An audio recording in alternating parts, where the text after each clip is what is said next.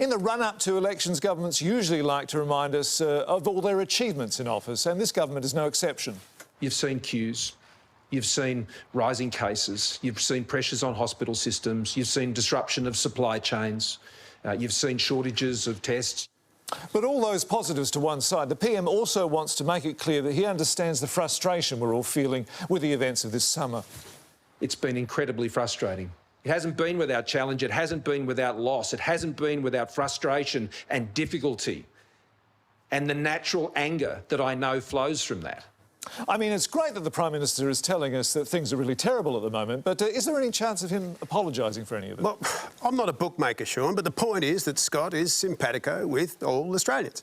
He understands their frustration. He understands the rampant and relentless criticism of him. He understands the seething rage and revulsion that people feel for him, the universal distrust and deep hatred, the hostile loathing, contempt and disgust, the disdain, horror, odium that he engenders, the widespread desire to replace him now with anyone else, even Craig Kelly. He gets it.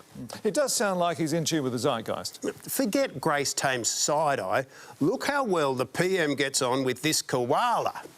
Yes, you've got a lovely nose. Yes, I'm assuming that koala later had to be destroyed. Sean, contrary to what every fibre of your being tells you, the PM is a lovely, relatable human being. We don't have to rely on manufactured photo ops to convince the Australian public of that.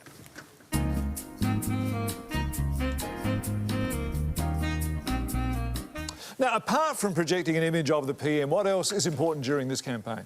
Look, concealing what is actually there. Really? That's vital, Sean. Are you familiar with the picture of Dorian Gray? I am. Then you're not our demographic. Oh.